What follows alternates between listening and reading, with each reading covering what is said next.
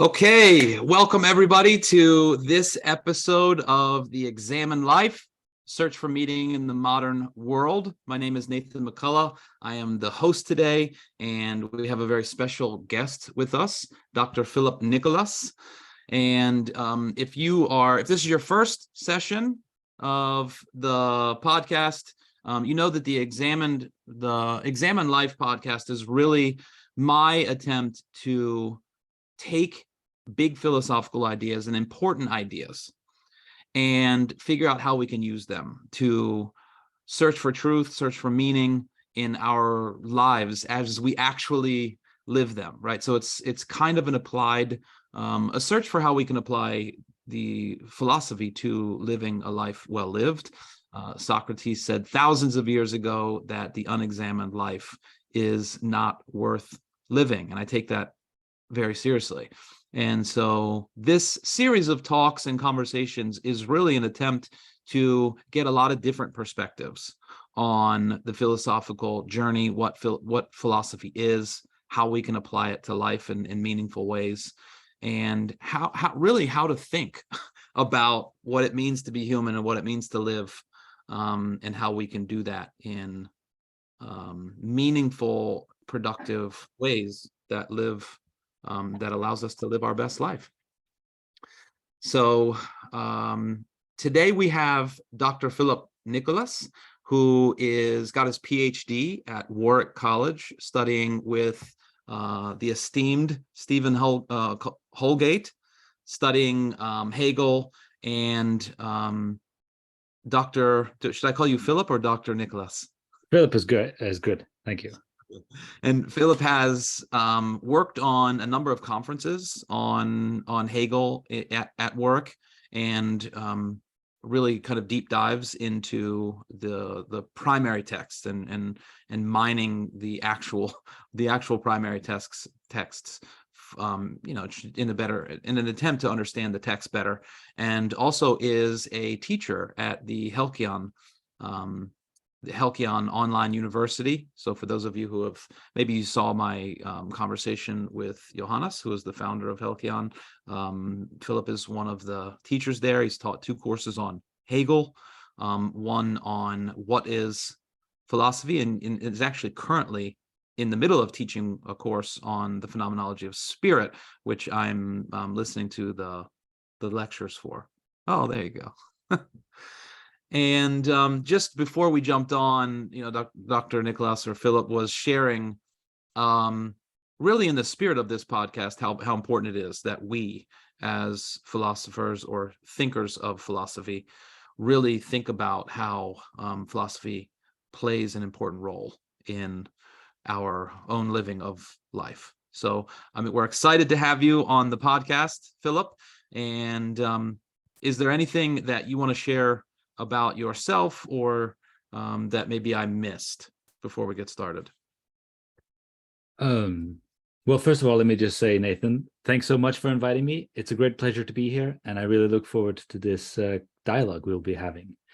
And I think the theme of the podcast is really something strong and something that can never be discussed and focused on enough, I think, especially as there is a kind of technocracy happening with academia, that everything is just, philosophy is just this thing that just happens in the ivory towers. But no, it's happening right here, right now, whenever you decide which job to take or who to marry and spend your life with, whether or not you will have children, or what you will spend your time on. So I think at the bottom, philosophical questions. Yeah, I love that. And I will say that, what you said a second ago about, because I started a PhD program in philosophy at the University of Southern Illinois. Financial collapse happened, and I ended up, going in another direction and doing kind of applied phenomenology and applied ontology to leadership and to coaching. I do a lot of health coaching and also kind of transformational type coaching and addiction recovery and different things. And I will say that one of the interesting things about technology, like you were sharing, is I was listening to John Vervaeke He's got like a 56-part series or something on awakening from the meaning crisis. And there was a conversation between John and Johannes, and that's how I found Johannes, was listening to a YouTube lecture.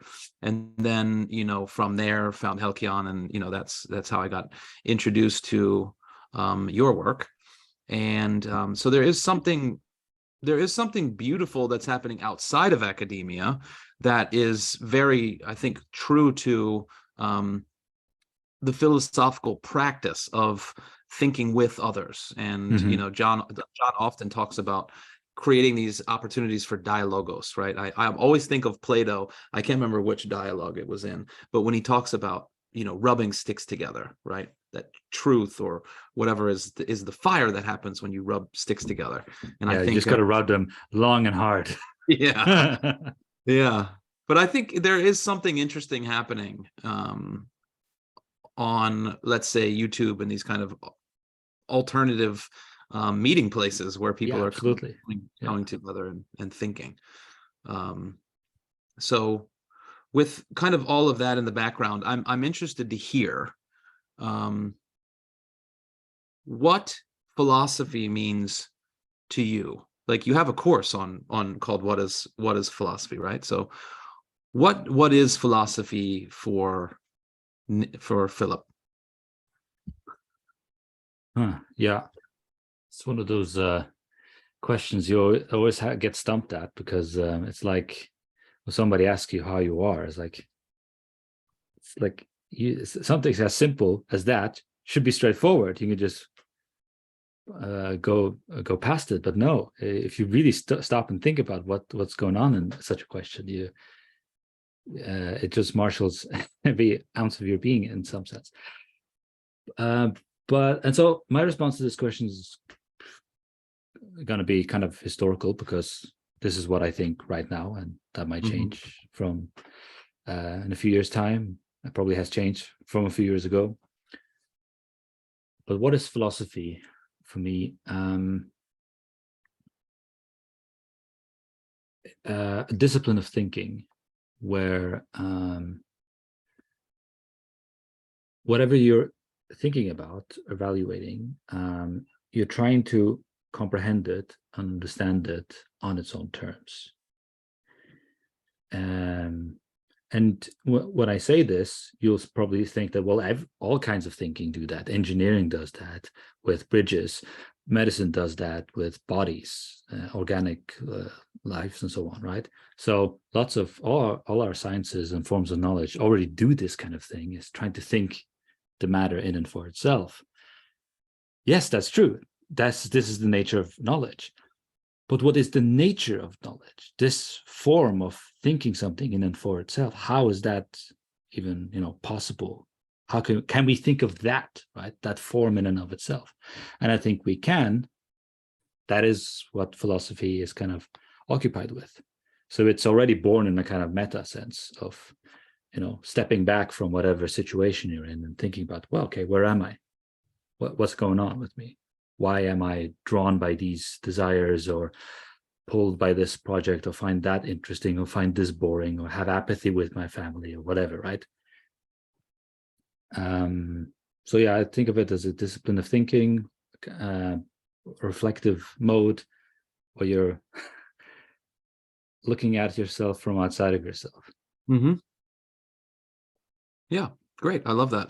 Yeah, I was one of the reasons why I guess was so drawn to Heidegger originally, and also to Nietzsche in a different way, but at the same time, when I was an undergraduate, it's so funny because I was actually studying communications, and then I have my first philosophy professor, who I'm gonna interview as well, Dr. Jerome Miller. He was teaching at Salisbury University in the coast of the US.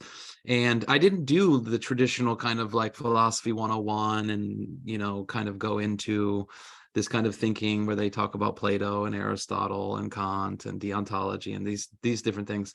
I took a course on the phenomenology of religion. And we read thus spoke Zarathustra, and we started studying Heidegger, and these were my first my first interactions with philosophy. And I remember having the experience of being like animated again, like being struck by lightning and being like really filled with this sense that, wow, like being alive and being human and what it means to be alive and what it means to be a person, and all of this just got thrown into question. Like everything that I had, my father's a Methodist minister, I kind of grew up in that world. And then everything just kind of like, it's like the rug was pulled out in the best way possible. And I remember really grappling with and being both dissatisfied with, but also incredibly impassioned by what felt like the nihilism that Nietzsche was dealing with, and how I felt like, I felt that kind of sort of nihilistic, experience when I was engaging. And so anyway, that was my first kind of thunder strike of an experience with philosophy, and that's what really made me throw all of my other classes aside and decide, this is something that I really want to engage with. And so philosophy for me from the beginning now, and I won't say always because our minds can always change, right? But that philosophy has this inherent capacity for transformation, and that when philosophy done well as a way of life, it can alter, it can alter the way that you see everything. Yes, yeah, indeed. Yeah, I remember my own time in undergrad. It is just explosive because every semester you'd be faced with 4 or 5 new philosophers, new encounters, and they would just shake up your world. And whatever you thought 2 months ago is no longer, valid. Now as new abyss has emerged that is deeper than the one that was before, and it's more horrifying, but also there's certain excitement to it. My first, well, you mentioned Nietzsche, and Nietzsche was my first love and I guess gateway into philosophy. Because I was training to be a tradesman, electrician. Wow. And then I sort of randomly encountered philosophy in my own time, and I did a little bit of it, and it grew and grew and grew. And then I just decided, like, no, I got to stop whatever I'm doing here. I got to go, study this full time. And that's what I did. I went to Canada and did my bachelor there. Wow. Yeah, I guess that's a segue into the next question, which was, I'm always curious about what made people pursue philosophy as a serious path, right? I mean, I feel like a lot of young people go into school and they're exposed to philosophy in some way, and maybe it seems interesting, but they don't see how they can turn it into a career or something like that. So oftentimes it just kind of gets set aside. So what was it about philosophy that made you want to pursue it seriously as an academic and kind of a way of life? There's a lot of components to that question. So what motivated me in my studying was the philosophy itself. That's, pure and simple. It's the passion for knowing what the hell Hegel was up to and what the hell Kant was up to, and the things they were trying to examine and look at and think about, can comprehend. That itself, I felt, was motivation enough for me to keep going. And then I had some murky visions about, I can probably get a teaching job, whatever. I'll sort that out when I get there. But now I am here, and the picture is very different. This is one of the things that I might be a little bit, or not a little bit, but quite disappointing with academia, is that you're trained very specifically to become an academic. They get lots and lots of students, lots and lots of graduates, but the positions are getting less and less as the years go by.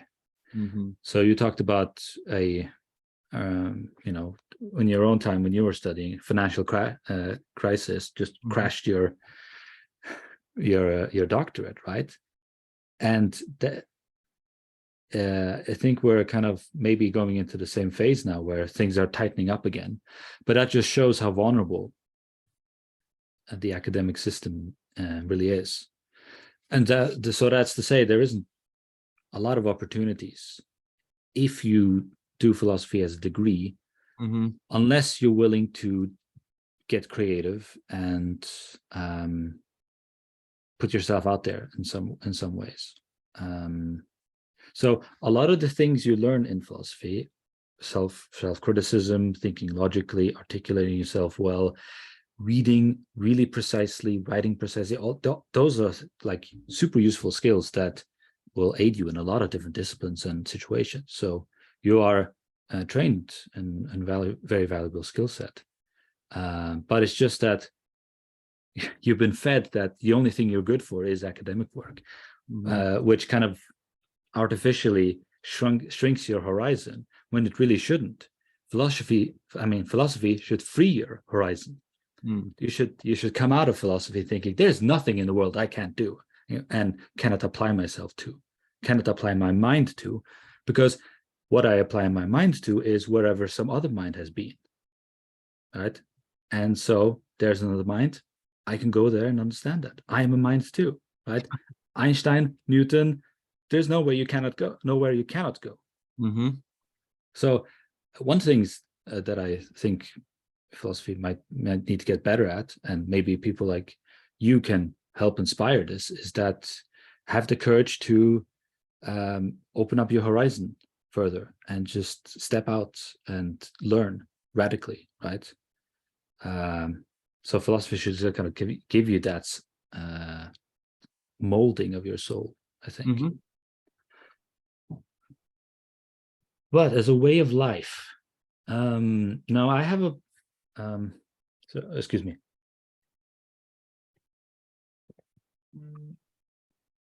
I have a little bit of a qualm with that phrase. Okay. Because as I was saying earlier, philosophy is a reflective practice, right? It's a way of analyzing, criticizing yourself, looking at concepts and so on. You know, this is not gonna till the farm, but build bridges or do surgery. So I think one of the things, in addition to courage to learn and put yourself in any kind of knowledge, is also a certain humility of the limits of philosophy. That it's not gonna do everything for you as philosophy. You kind of have to give up philosophy and jump into what it is you need to do for whatever other reason you're pursuing. Let's say you want, I don't know, to build some sort of network. Maybe you need a website, maybe you need some server, maybe you need to learn something about programming. Or if you're going to be dealing with people, maybe you need to have some sort of leadership course or a course on public speaking, right? So philosophy is just going to be in your way if you bring it in front of you everywhere you go. So there's got to be times where you need to put philosophy kind of at your side or behind you so that you can focus on this other thing. And philosophy itself should recognize that it's not the only thing, the only game in town, so to speak. Yeah. Okay. Well, that kind of leads me into the next question, which is really what is, I guess in two ways. What is the importance of philosophy today in a world in which, let's say, many people are divorced from maybe thinking philosophically? And what, John Vervaeke, the way that he put it was, how do we awaken from the crisis of a lack of meaning? So I guess that's kind of two questions in one. What do you see as the importance of philosophy today?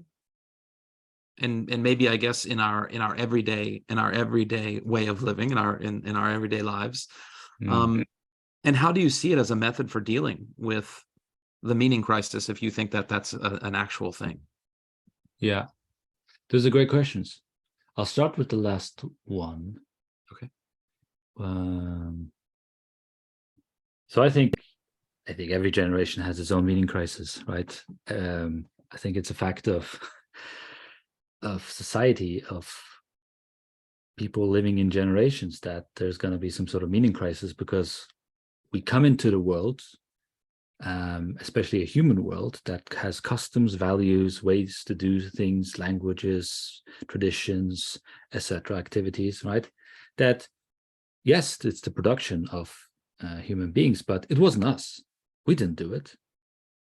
So it can have an element of alienation to it, therefore, right? Hegel talks about this in Phenomenology of Spirit, that in a way there is a kind of constant way in which society is always forming a sort of pocket of alienation. But this is an opportunity, I think, rather than something we should erase or try to cover over. So the way I kind of have it pictured in my mind, and I should say a disclaimer now, because picturing things is very bad in philosophy. So unfortunately, as you know, people who are in the know that this isn't real thinking, it's this picture thinking. But anyway, analogies, images, they are helpful devices. And so the one picture I have is like, when we're young, we're just filled with wonder. I think wonder comes easy to us. We look at the sky, how animals and all the different things around us, and we're just like, wonder comes easy to us. Why is it that when you grow up, it sort of becomes more difficult, or it becomes rarer? So when you're young, your parents do something for you, your friends do something for you, and it's spectacular, but later on it sort of loses its glamour, its shine. And I wonder if it isn't, it's a part of maturing, but I don't think we need to lose the wonder so much as we have to learn that early on in life, the wonders are given to us freely. And it's up to us to then learn from that, to make wonders ourselves. And so I think what becomes of important as you grow older and mature is that you go from just receiving wonders, appreciating things immediately, and instead create things out of yourself, or use what's around you and forge new projects and build new things. I think that's a response to meaning crisis, that you make meaning. And the way you do that is learn what's out there, learn what works, put things together, new weird combinations, persevere, right? This, if you make a business, it's not going to just, come together over a few weeks. You have to struggle for months, maybe years, and there might not be profits coming in for a long time, right? So you kind of need to learn to think in a long-term horizon kind of way. So all in all, I think the response to the meaning crisis is make meaning. So this is a very existentialist tradition, right? So the world is meaningless. Fantastic. That's how it should be. Then we can just make it all, right? And so if that's a response to meaning crisis, what does philosophy then do? Well, it helps us to figure out what is of a coherent meaning, of a meaning that's rational and can, sustain itself and be good and so on. So you can make meanings that can turn out to be deceptive, or rely on other structures like that are kind of parasitical. So maybe I'm thinking here of addictions, right? So they are responding to some sort of lack of meaning or a meaning crisis in one's life. The problem is that the response is just immediate, and then you're left with a huge bill on your body somewhere that you got to pay, right? You're progressively put in debt more and more as you keep doing it. So it's irrational. The activity itself is irrational, and philosophy can give us the intellectual insight to see logically how it's irrational. It doesn't do all the work for us, but it does the intellectual work, I think, the theoretical thing to help us understand, I shouldn't be doing this because I put my body more and more into damage and whatnot. Whereas if I start running, right, then I'll become healthier and so on. But also I'll start to enjoy it more and more. And that's something that's rational. So if you do figure out a meaning project that is rational, it is something that gets better the more you do it, and the more people that get involved in doing it, right? It's not like philosophy is gets worse the less people do it, right? Mhm. No, of course not. It should get better. Yeah. So those are my immediate responses to Yeah, the that's first really question. interesting. Yeah. Yeah, I love that. I mean, when I was working on my thesis in Heidegger, it was on Stimmung, the idea of affectivity and attunements.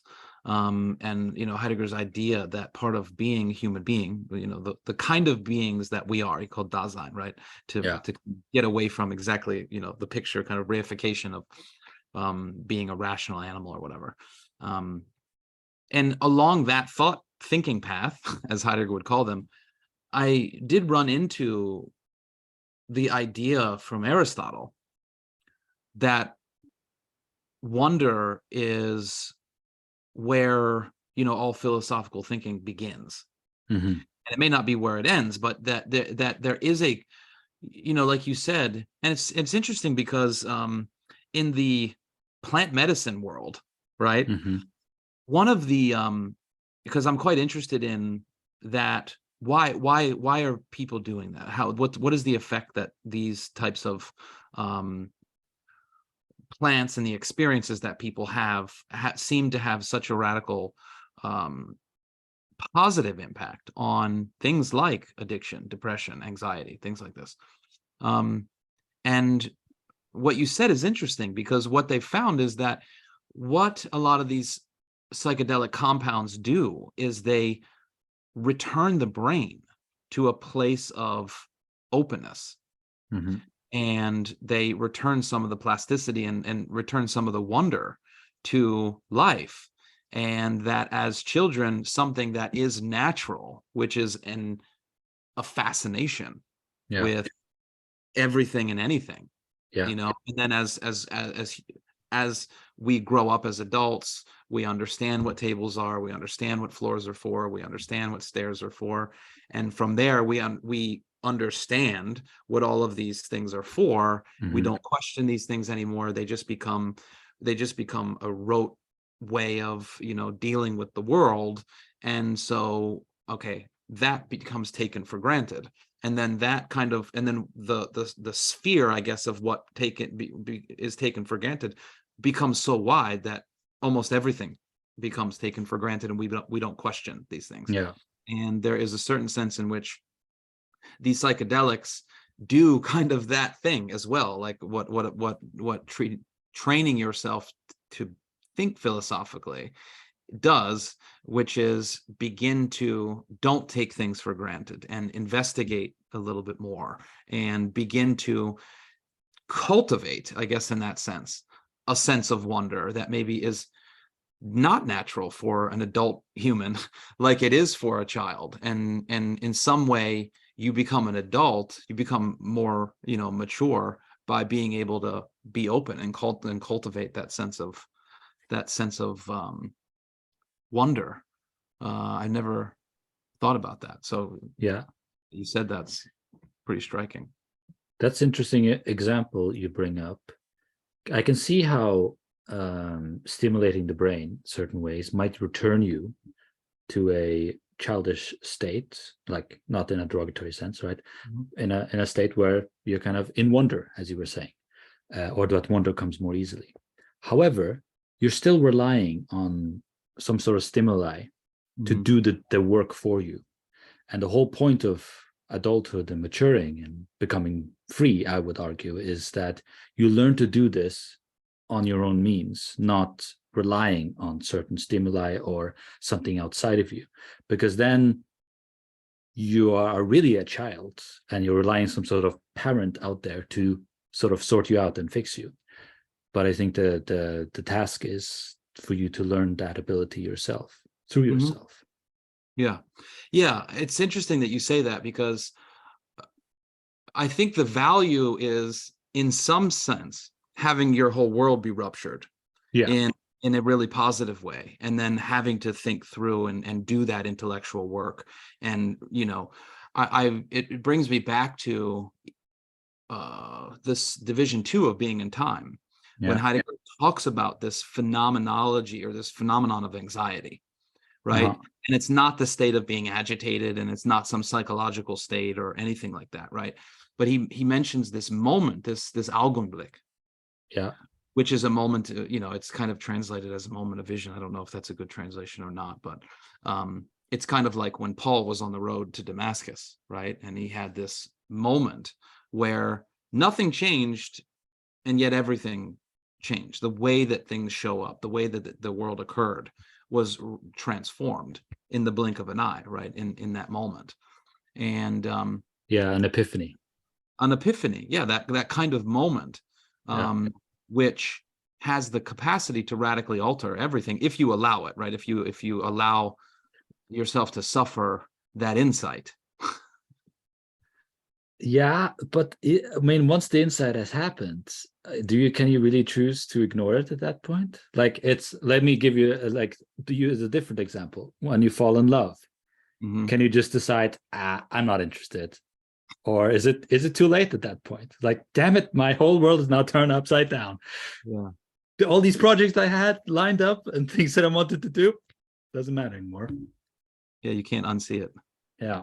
Yeah, exactly. You can't unsee it. Yeah. Yeah, that's interesting. I haven't thought about it that way before. What was the second point that you made? So it was to do with how philosophy is helping us to figure out the coherence and rationality of our meaning projects. Yeah, so I guess one can kind of lead into the other, because I feel like, in some sense, the meaning crisis is that people just assume, Heidegger would talk about das Man, right? Which is the automatic, the always already way of being that we have, which is to kind of just take on our tradition and take on the all that comes with being thrown into the world, which are all the things that you don't choose any of those things: where you're born, who you're born to, what country, Yeah. what area, all of that.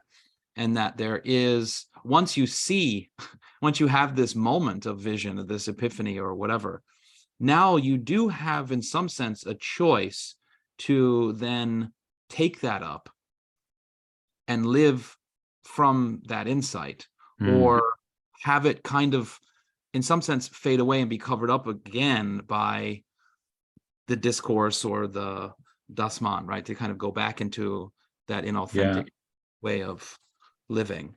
Yeah. It's like a window of change. Yeah. So it's like when you have an epiphany, the window just like a portal that opens up, but then it begins to shrink, and you gotta decide: are you gonna act on it? Are you gonna go through it? Are you gonna step into this new world? Are you gonna stay in this, the world you're currently in? Yeah. Yeah.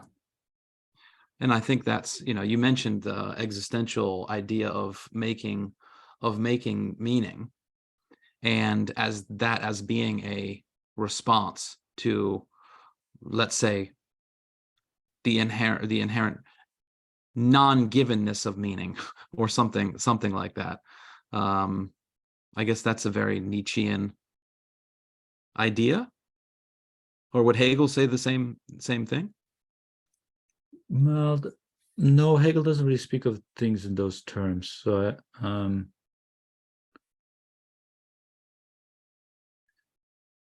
yeah, I'm not sure. I'm just thinking through that term you just used, non-givenness of meaning. What does that even mean? Well, I guess in the sense of there not being, so when Nietzsche mentions we're dancing around abysses, the idea there is, I think, right? Maybe you can speak to better, but that there is no, let's say, truth with a capital T, or meaning with a capital M, meaning some sort of bedrock foundation, and that with, as Nietzsche would say, the death of God, the death of maybe some ultimate orienting telos or something like that. I see. That, Okay. Yeah. Okay. that Now I'm with you. Yeah. Yeah, that we are tasked with the creation. Yeah. Yeah, it's easy to fall into these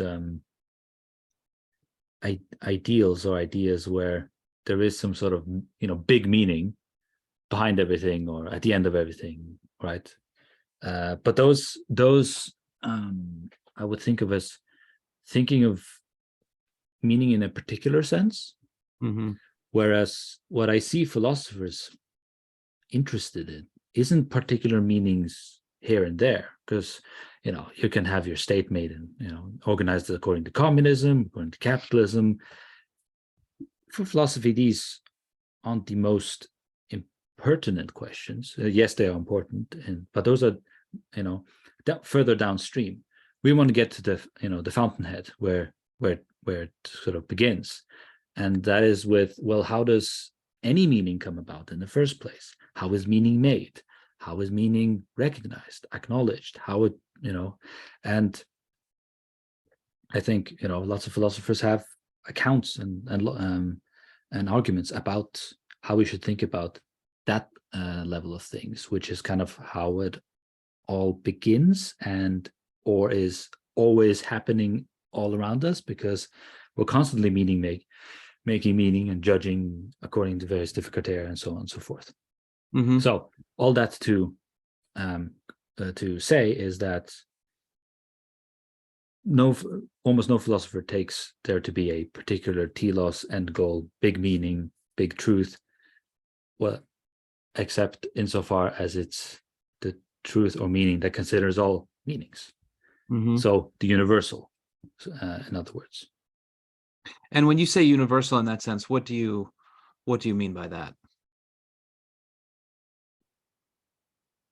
Yeah, I guess I should clarify that.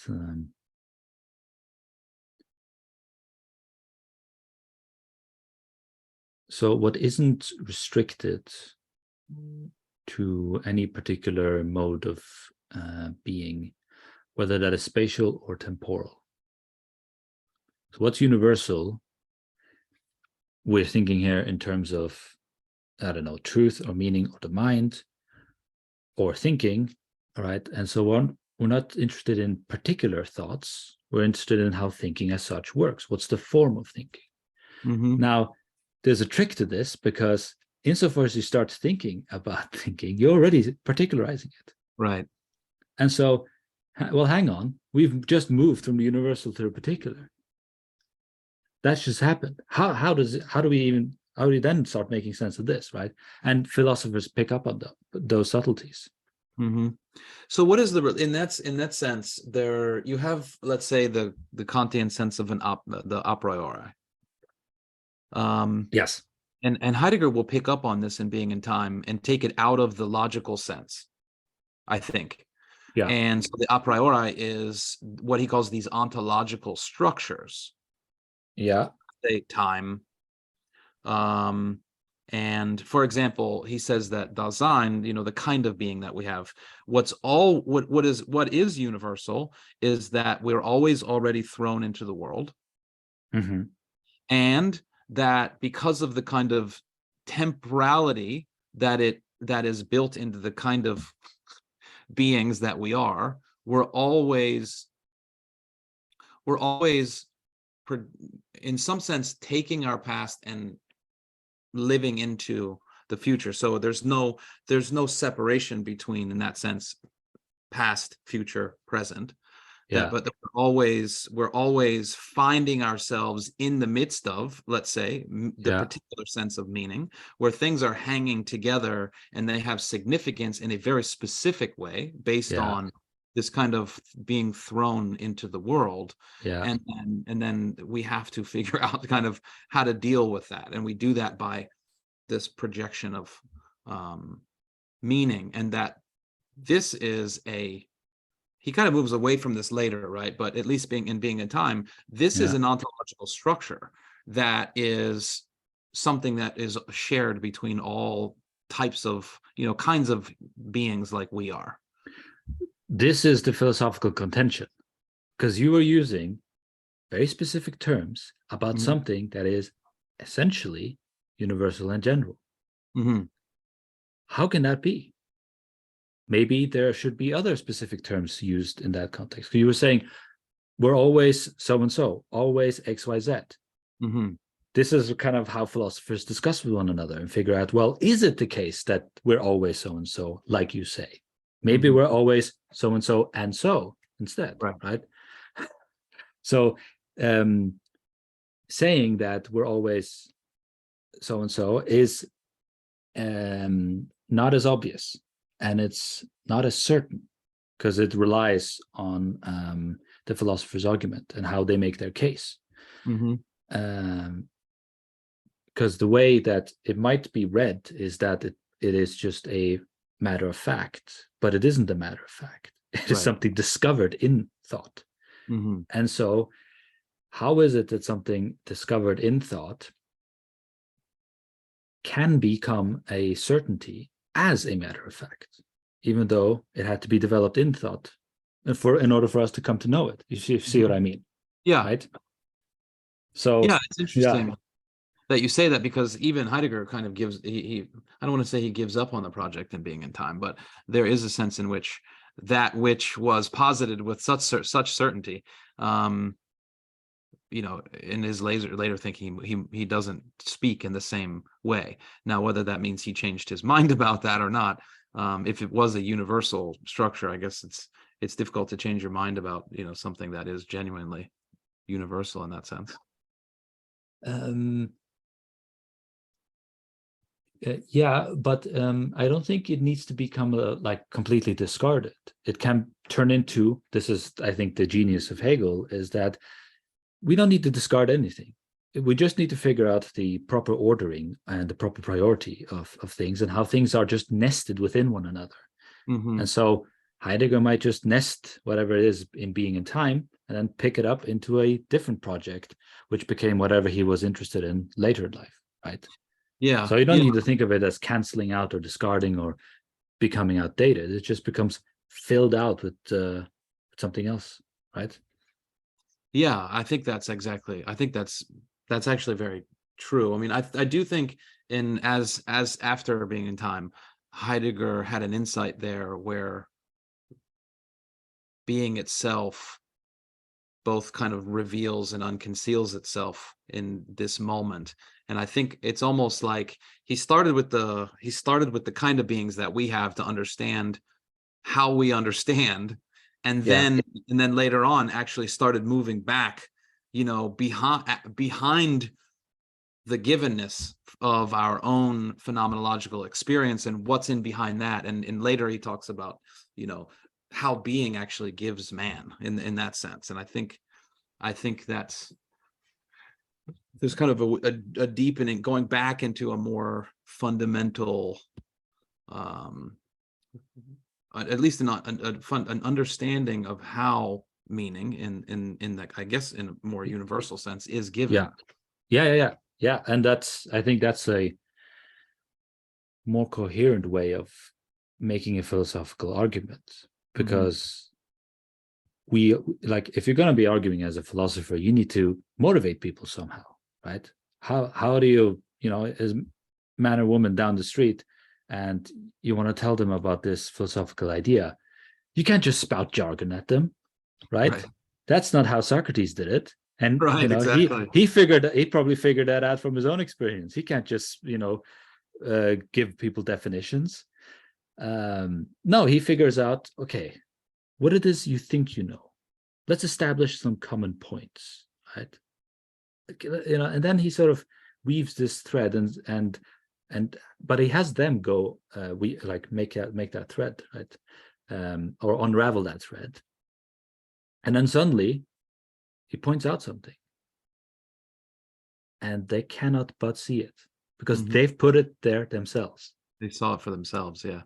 And I think modern philosophers are like Heidegger, Hegel, and so on. They are also aware of, well, people need to get into our thinking, our our philosophy somehow. Mm. And even if they don't do it in the most user-friendly way, they at least do it structurally. And then so they begin with what is most immediate, as you were saying with Heidegger, the givenness and so on. And then we see how it is part of this greater structure, this greater order or world, you might say, right? Mm-hmm. And from there, you kind of see, well, how does it all hang together? And Yeah. and it hangs together in you. And so you have to think of that element of how it all hangs together in you, as well as how that hangs together in everything. You see what I'm trying to get at? Yeah. The world thinks itself in you. Yeah. Yeah, that's interesting that when you put it that way, because in coaching, for example, it's very different than teaching. You know, a lot of times in these courses that I'm facilitating or coaching on or working in, there's a distinction between let's say, well, for the lack of better terms, teaching and coaching. Teaching is where you're giving these ideas, you're giving these concepts, and people are just kind of like writing them down and kind of passively receiving these concepts. Whereas coaching, you're giving nothing. Okay. It's this Socratic kind of working through of having the person discover for themselves and being astonished by this kind of knowing and this insights that they already had, just kind of tucked in their back in there somewhere, or something that just emerges in the dialectical sort of movement back and forth that happens in conversation. And ultimately, what is revealed feels for them very much like it's their idea. Mm-hmm. And who knows whether it's actually, as the coach, is it your idea, or is it their idea, or is it neither of your ideas? It's just something, you know, like you said, it's life or the world like thinking itself through that particular organism at that time or something. But that's really the movement and the sort of dialectical process that is involved in master coaches. Mm-hmm. They teach, they give you nothing. They just ask questions. Oh, interesting. Say more about this. Well, have you considered that? It's like the aporetic dialogues, you know, and Heidegger says as well, right? He never gives any answers. For him, it's not about the answer. It's about the inquiry. It's about the thinking path itself. Yeah. I think that sounds exactly right. So what sort of kind of drops into my head as a kind of skeptical question, and you know, a philosopher always has like the monkey of skepticism hanging around their shoulder. This is great. You know, everybody should have a coach to draw out what's going on in their being, but it's extremely labor intensive, because you need that somebody to ask you the questions and focus and listen to you and think about what it is you're saying, and then figure out what the next question is, right? So when you're having to deal with multiple people, a group, right, you have to form differently your questions, or maybe not even ask questions at all at that point. You just got to lecture, right? And so that just becomes a different style altogether. So it's just a different means of transmitting or communicating. But I see what you mean with coaching, how that's really just using what's there in the person. Well, and I think and what makes the seminars so powerful, and you'll know this as you're teaching in Halkyon, right, is, okay, listen to the lecture and then come, and then I'll share a few ideas, and then I'm going to ask you some questions, right? So there's an element of the lecture, which is the transmission of ideas, and then the conversation that gets sparked by that, you know, the questions going deeper. And then this is also, I think, really in a profound sense, the utility of writing, and even having these types of conversations is it's almost like having your own internal coach, right? Where you're writing something and then you ask yourself, well, actually, is that true? Do I believe that? Yeah. What do I need? What needs to be true in order for me to believe that statement? And having this process of actually refining your own thinking. And Yeah. oftentimes you'll find that you arrive at a very different place than you thought that you were going to. Yeah. But Because that's good, because another thing that Socrates always emphasizes is that either I'm wrong, but I will learn this, and I will learn your truth, which is all the better, or I am right, in which case I'll keep on looking. But in any situation, it's a win-win, right? And that's another sort of rational way to live. You're looking for win-win, everywhere you go. You don't want to end up in a situation where you risk losing or having this gamble. No, you just want to have win-win situations all the time. mm-hmm. And I think that's absolutely possible. Yeah, I think so for sure. And I think that's I think that comes with maturity, and I guess with the education of people, if they have that kind of, I don't know if you would call that an ethical ideal or what, but yeah, being really committed to never arriving, but always be open to learning from anyone and anything in any moment, and that it's all just part of the thinking path. But I think that is a skill that needs to be maintained. It's not something you ever arrive at. It's like you're practicing a martial art, or you're working out, or strength or whatever, right? It's not like you work and then you reach a certain level and then you stop. You got to keep doing it, right? Keep practicing. And I think figuring out the good and rational way to live and how to follow your ideas, these are just activities. Or you can also think of them as systems, right? You engage in sort of certain systems throughout your day, throughout your life. And philosophy is a way in which you become aware of these systems, and maybe you can better manipulate them theoretically. Mm-hmm. Whether or not so whether or not you like it, you're living under some system, right? We tend to call them habits or routines or whatever, or rituals or whatever, but systems they are. Mm-hmm. Yeah, let me ask you about in Hegel, right? Yeah. Do you know who Ken Wilber is? Okay, so there's an institute. I don't know if they call them an institute. It's called the Integral Institute. Mm-hmm. And Ken Wilber, I don't know if he would call himself a philosopher or a spiritual teacher, or I don't know. But he wrote a book. He wrote many books, but one of them was called The History of Everything, or Brief History of Everything. Anyway, he's got the Integral Institute. And he's got an element of, Don Beck wrote a book one time called Spiral Dynamics.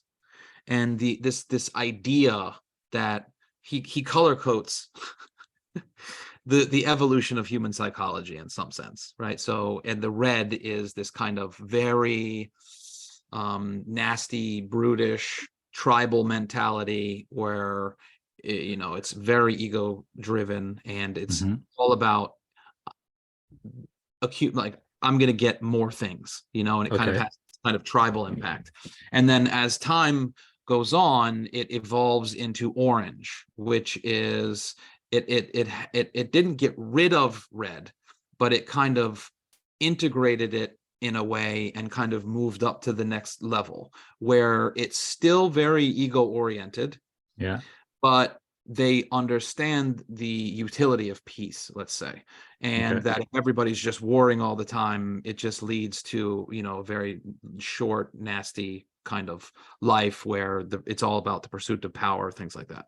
Right. And then as time goes on, the orange, I'll get the colors wrong, but I'll just get the idea right, which is the orange then transcends into yellow, which is a transcending out of the orange realm, but it also it includes orange, and then it transcends into a different level, and then from there it goes into blue, which is where kind of everything comes from God, and there's this kind of universal sense of morality and like that, and then it transcends into green, which is, I think he would say this is kind of the level that we're at, which is there's more of a universal sense of consciousness and like that. And so the idea is, and I think this is Hegelian, I'm just going to run it by you, but the idea that is, as you transcend these different levels of consciousness, there's a transcending, which also is an inclusion of the previous level, and then there's a transcending, and then you're going through this process of what he calls transcending and including, which there's nothing that's kind of left behind in that sense, but there's a refinement that allows you to then go into a higher level of awareness, and there is no, let's say, end of that. Obviously we can't see into the future. There is some sense, and I hear people say this about Hegel sometimes. I can't imagine that. Well, I'll bracket that thought, but that there is some sort of final place that will, arrive where we're fully self-conscious and like that, but that it is this kind of process of becoming more and more, let's say, self-conscious or aware. So how does that map onto, if at all, to Hegel? Yeah. So there's two questions there. First of whether this structure shares anything with Hegel's way of thinking, and then there's something about teleology in Hegel. So the first one, there's some of the movements look familiar from a Hegelian standpoint, in the sense of like developments take on whatever was prior to them as moments of themselves, and then this is what Hegel calls sublate, Aufhebung, which is awkward in English, but in German and Norwegian, those are perfectly normal words which have conflicted meanings. So, so like to use those terms in German wouldn't be awkward, but to use sublate in English sounds terrible, right? Yeah. But it's just no correlate in English that maps onto that sort of word as in German. I guess you have supersede in English, but that also doesn't really capture the full scope of what it is in the German. Anyway, so while from what I heard you say, this development kind of keeps things from before as moments of itself as it goes along, it's always is progressing to ever better states, right? So what is un-Hegelian about this is that, well, oftentimes, having some progress also leads us into a situation where we were worse off before that initial progression. So there is what you might think of as a regression, or so let's just to take an example. In Hegel's text, you have this chapter on self-consciousness begins as desire, like Hegel claims self-consciousness is desire, and then he follows, well, what's the experiences that this self-consciousness has of its desire? Well, it's going to follow what it immediately desires, and then fulfilling that, satisfying itself, well, it's now satisfied it, so it will then desire again. But in doing this, it's kind of frustrating. It's trapped in a cycle. Well, how do I overcome this? Well, I figure out a better way to desire in a way that it's more permanent, more coherent. So I figure out something where I look for what can negate itself instead of me having to negate it. So I become recognized by other people. Then you have, so that seems like a step up from the initial mode. But really, then that's when we get into the dialectic of master and slave.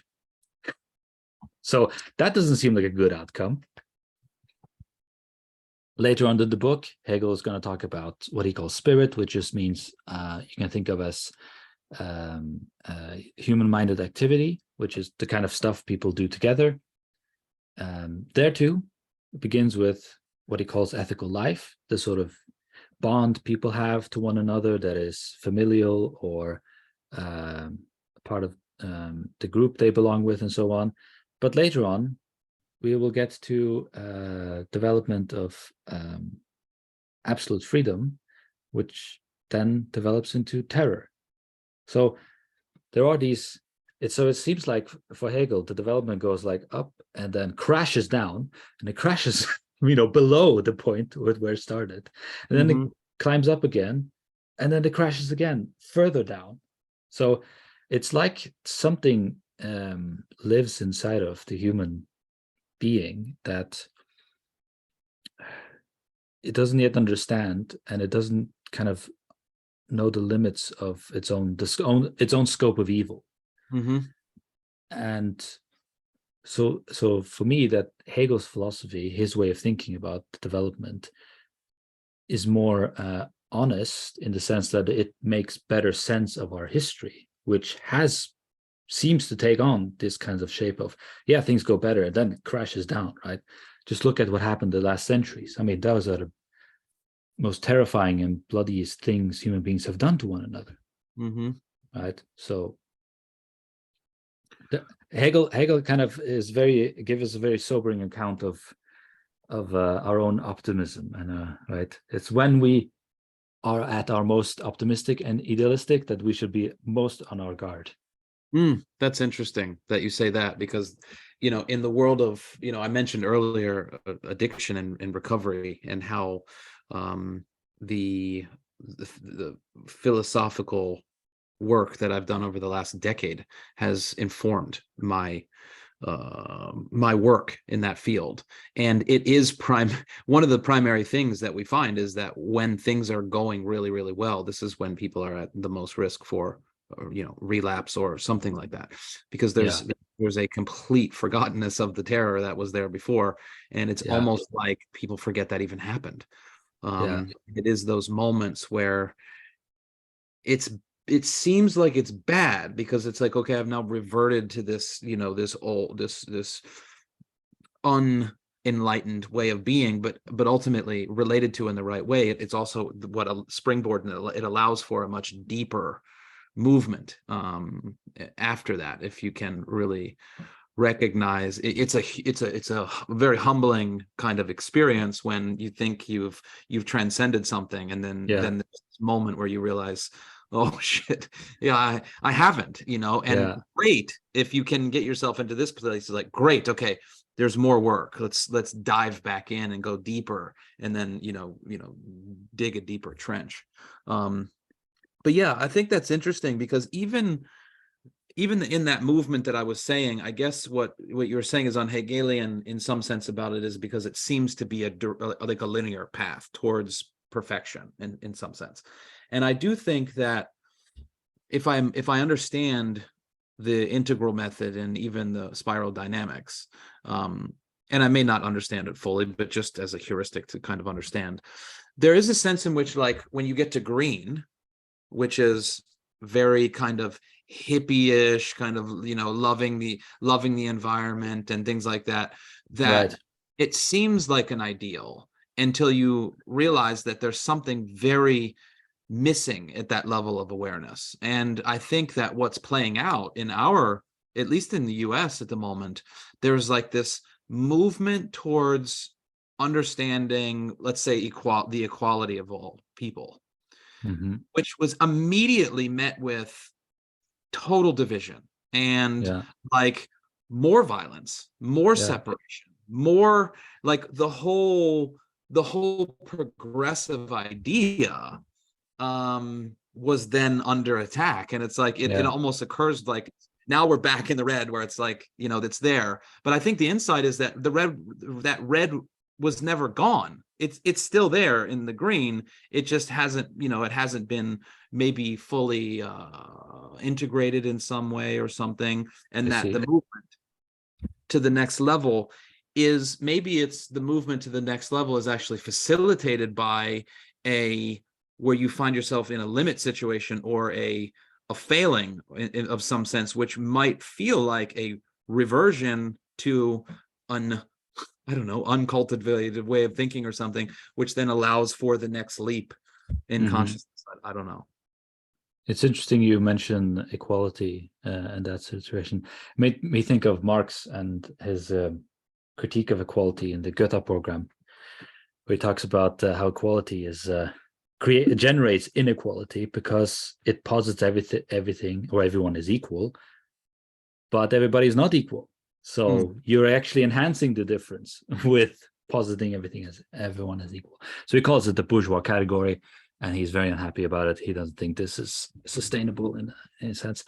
And Hegel has his own sort of version of those things, written out in a different way, because he doesn't think of equality as such, but he does talk a lot about morality. And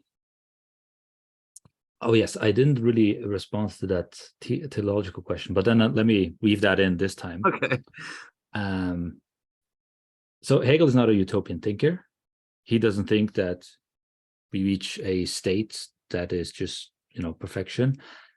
He does, however, think that we are motivated by reaching a better state all the time. It's kind of built into self-consciousness, or built into our freedom, or the fact, we might just put it like this, that the fact that we are free beings is that progress is essential to us. And that this progress has no endpoint. It is infinite. And so our freedom is infinite, Hegel thinks. Now, we will discover in reaching new stages, new things, that, well, maybe we will fall off a cliff and reach, new despairs, new catastrophes, and whatever. But we wouldn't know that unless we had reached this higher stage. So in contrast to what you were saying with the red and the green, for Hegel, it's like when you get to the green, you reach a new red that you didn't know even was possible, that was even there. But this green stage made that a reality. You see? So it's not that you revert to anything, it's a continual discovery of who we are, what's going on inside of us, what our potential is. But nothing is ready-made, there. Yeah. Yeah. Yeah. Okay. Yeah, I like that. I mean, I think that version is of Hegel is definitely something that's also very motivating for me, because I think that is important, that we don't sort of posit some perfection as something that is attainable towards which we're striving, because in some sense we're much more complicated, and like you said, the capacity for evil, and maybe that's the terror that comes with freedom that you mentioned earlier. I think that's so important for us to keep in mind, not just as a universal for human beings. I don't know if that would be considered a universal or not, but my particular capacity for self-deception is extraordinary. Yeah. And that's part of the, I feel like in some sense, what even Plato was talking about all the way, back then, was the capacity that we have for self-deception, and why philosophy, like the difference between, let's say, sophistry and the philosopher, is that one is motivated by playing on the inherent capacity for self-deception for personal gain, versus the philosopher who understands that that's possible and is constantly trying to refine oneself and develop their level of, let's say, reason, to be able to become more mature, maybe in that sense, and become more more aware Yeah. of these things. But here I would add my critique to that picture and say that, well, if you really are going to mature in the philosophical way, then you cannot stay purely philosophical, because then you are the one who is really self-interested, because you're just sticking to what you know and what you are comfortable with, and so on. So you have to kind of step outside of your bounds and through practice prove the sophist wrong, not in theory, Yeah, because that can't be done. Yeah, no, I love that. So I mean, is that the beauty of the cave analogy, where one has to come out and experience the sun and then go back into the cave and be with the other people that are in the cave, and the Nietzschean and thus spoke Zarathustra, right? The first thing he does is, after, I can't remember exactly, right, but being in the cave for 30 years, he leaves. He's filled with honey.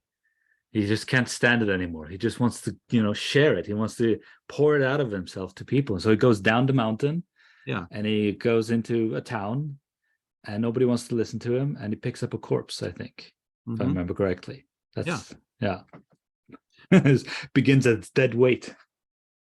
Yeah, so it's there. There does seem to be this sense in, I mean, there's a long span between Nietzsche and Plato, right? But this idea that part of the task is coming down off the mountain and coming out of the cave and back into the polis, and practicing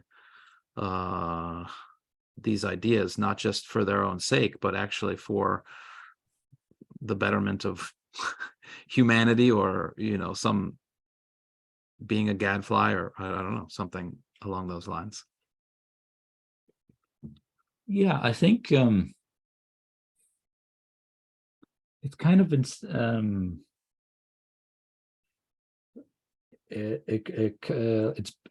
like built in. It comes with the package.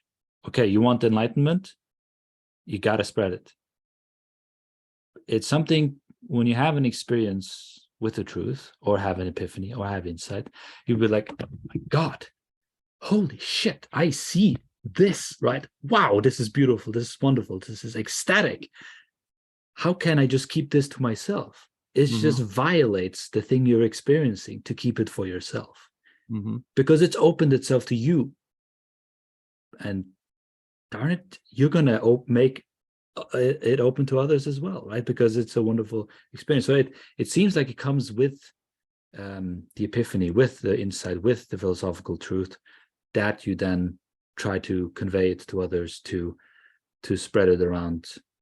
It's like that is its life, and now you're responsible for it.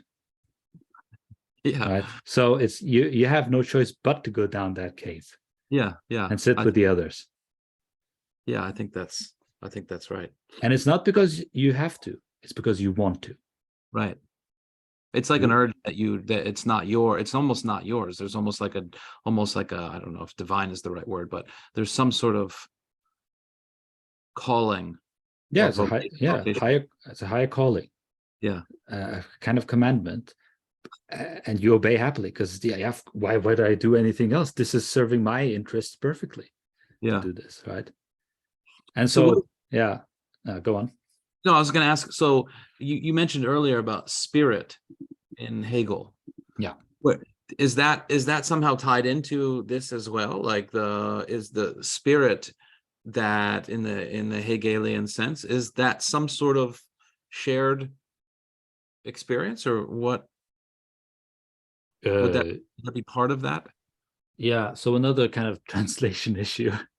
Geist in German is much more of a normal, non-supernatural term. Okay. Because you have Geisteswissenschaften, which means the humanities, which we have at universities, right? So the humanities consists of literature, religious studies, and all of the different things that are not engineering, not medicine, sort of non-technical subjects. So they are bundled together because they are the liberal arts. the arts of freedom, you might say, the things that educate us about our own freedom. And the term for that in German is Geisteswissenschaften, which has this term Geist, which you can think of roughly translates to society. However, it's society kind of plus. It's Society plus. Yeah, society plus, because it's not just thinking of das Mann. Mm-hmm. It is das Mann, but also with the refined higher things as well built into it. So that's kind of the complete package. Like, so das Mann, with gossip and entertainment and football and all the silly things human beings get up to, but also science and literature and religion. So if you put that into a package, you have Geists for Hegel. Okay. And so the way I think about it, and I get this from German philosopher Marcus Gabriel, calling it human-minded activity. So it's human, the stuff we do, which should be all extremely familiar to us, right? Mm-hmm. How we behave vis-a-vis one another, down the street, relationships with friends, family, whatever. It's minded. It's something we have knowledge about, something we can make explicit to various degrees. It can be done in a scientific way, or it can be just a custom, a habit, like, obeying the laws of your land. But activity. So this is also another important component, because it never happens in the abstract for Hegel. It's always something actual. And every spirit for Hegel is living in a certain time. You are in a historical context. Mm-hmm. And you are acting in a certain way, behaving in a certain way, doing things in a certain way with others. So that's the activity part. Okay. Yeah, okay. That's interesting. So yeah, the reason why I was asking that was because,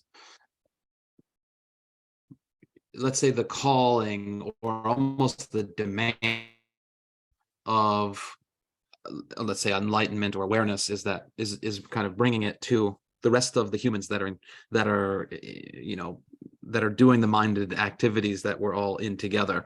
Yeah. And in Das Mann for Heidegger, and inauthenticity is not worse than authenticity, right? There's not even though it feels very much like that, and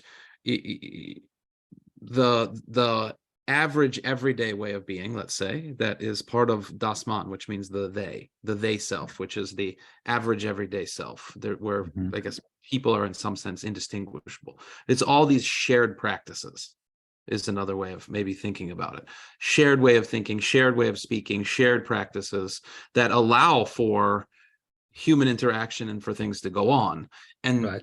Authenticity is not the solitarily individual that breaks away and does their own thing. No, it's someone who perceives Das Mann as Das Mann and is able to understand, okay, those are the shared practices, and they're able to, in some sense, pick them up or appropriate them or choose them in some way, and then act with the understanding. And it changes so that it's not just part of the water, being a fish. It's not just being a fish in the water that isn't aware of that. It's mm-hmm. It's being aware that that's there, and then acting in light of that, and even in some sense being someone that is acting at service of the community that one is in, or in some sense, right? That higher level awareness actually almost requires that you act on behalf, not on behalf of, but in service of, the group in that sense, or all of the other humans that you're being with in the world. So to really become an individual, one must know society well. Right. And right. Is that what you mean by like a higher mindedness of the culture. Did I use higher mindedness? I put words in your mouth, but you said society plus, which is like a refined sense of culture or something. Well,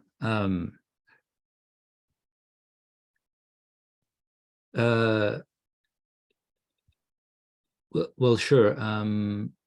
This is just like how I was generalizing the notion of spirit for Hegel. But when Hegel analyzes and examines the contents of spirit, he is already interested in the things that are refined, because that's what you can, I think about. And a kind of, or put it like this, that's where you have contents to think about. Not that you cannot think about things like football, hockey, and so on. It's just that it's not so much going on in those forms that are going to be instructive in terms of the makeup of our mind, or a human mind. Mm-hmm. So in some sense, is the work that he's trying to do to kind of like level up our thinking as humans, or just kind of unfold the way that it is? No, both. To figure the understanding. To figure out what it is, how it is to level up. Right. Okay, I got it. Yeah. So it's like you were saying, with inauthenticity and authenticity, to be authentic is to see how does, the they work, and place yourself in a way that's appropriate for you in the context. Mm-hmm. And that means understanding that context, seeing how it works. And you will, as you were saying it, I thought of like, this is kind of also very Hegelian in the sense that you don't become an individual by stepping outside of society. You become an individual by stepping into society and, doing various different things, engaging in groups, building projects with others and what have you. Like we're doing right now. We're using, language that neither of us invented. Yeah. We're sort of borrowing it and using it, right? But it's not preventing us from expressing ourselves freely or individually. Yeah. Okay. Yeah, I love that.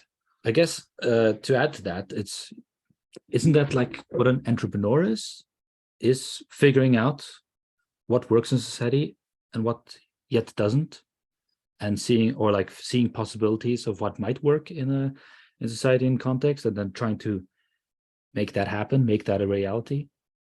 Yeah, and I think in a lot of ways that's why you see most, I won't say all, but most unbelievably successful entrepreneurs end up just giving it all away at the end of their life, or just giving it all back, or using what they've created to make the world a better place, because there is, I think, in some sense, that driving animus is always there to create something that does provide a solution to a problem that can then uplift.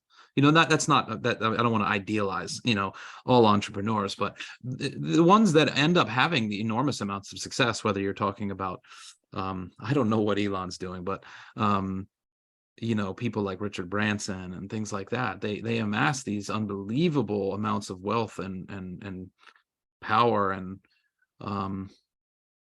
oftentimes end up just giving it all away. And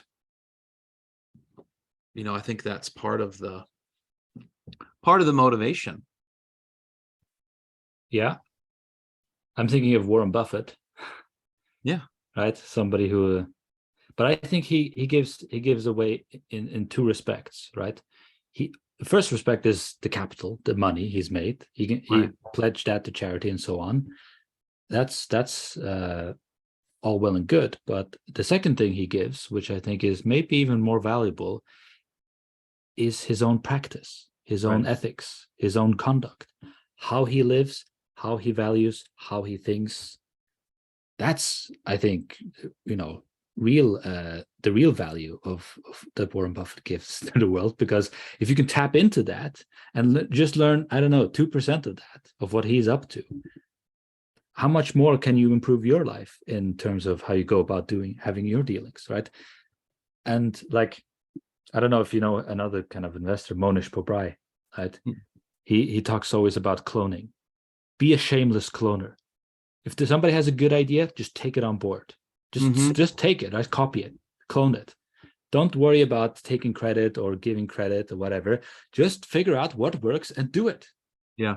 Yeah.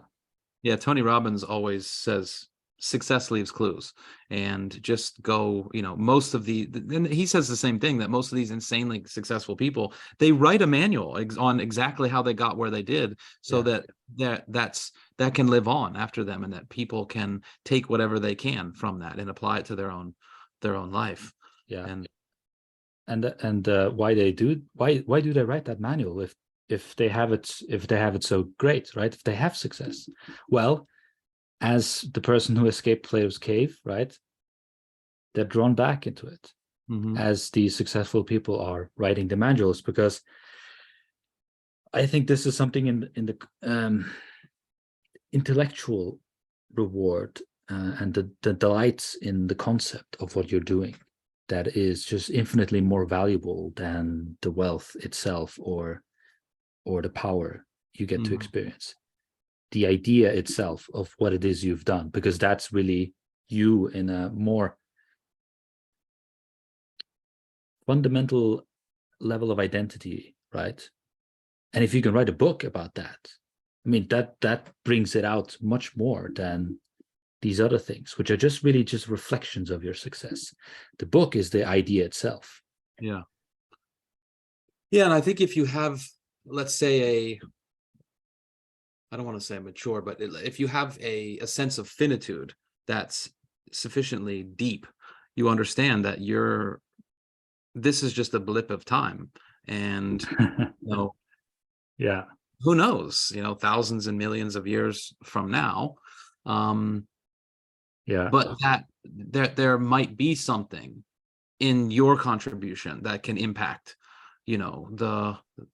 if you've built something amazing, even if you don't exactly know what it is, it's like, I can put it here and give it to someone else, and it can create something out there, and that sense of a contribution to the unfolding of the human project, or the spirit, or whatever the case may be. Yeah.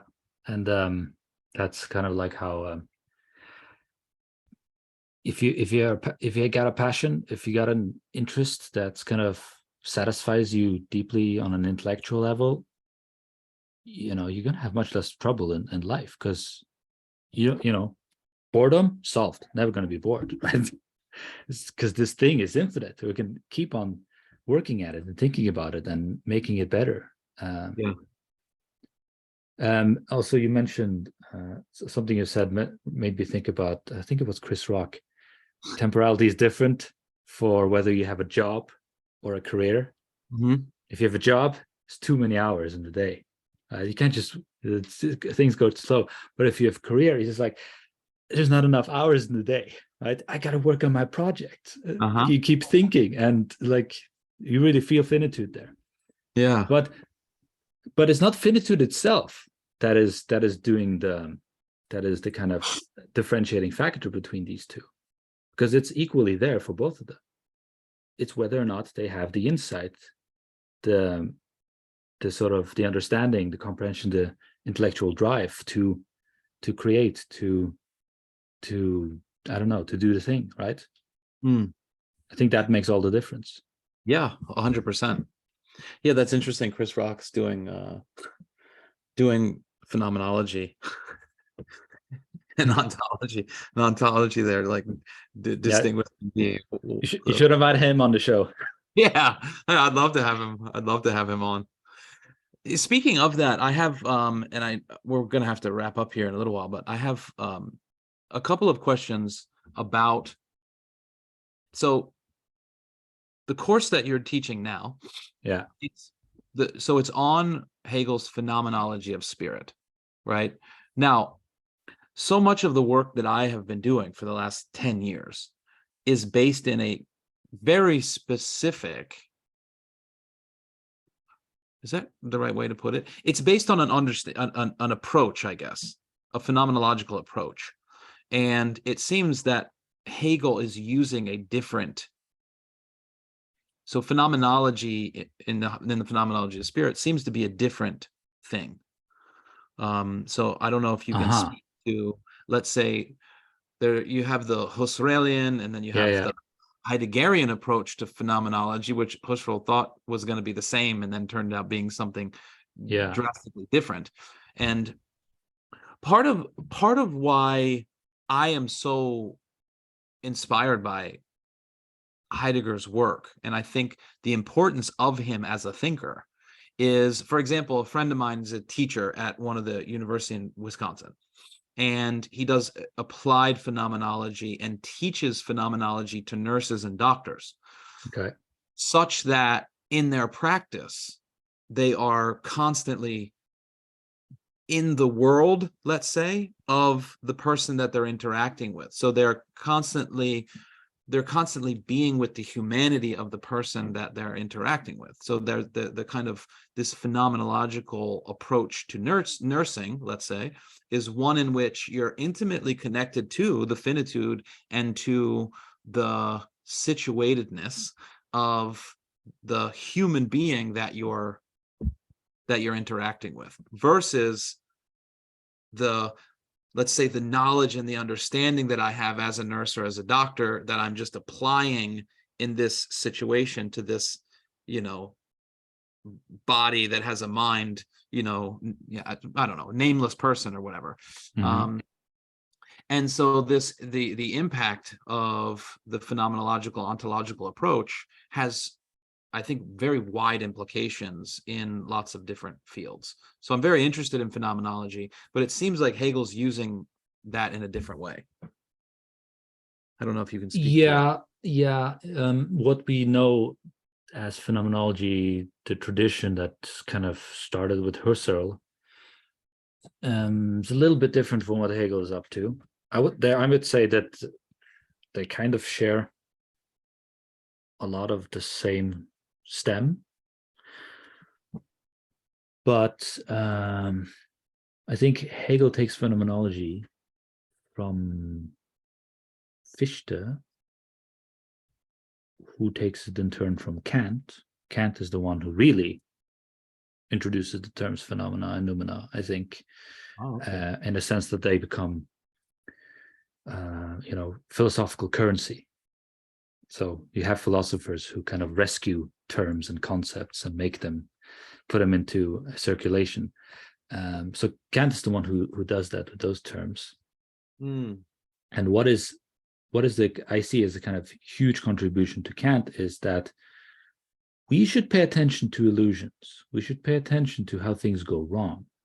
That's important for us in figuring out how things can go right.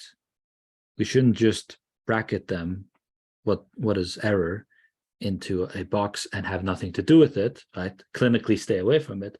No, we should take it into our systems and see how our systems actually get better and improved through these errors, through these mistakes, through these illusions, to have them related to it, right? Someone. And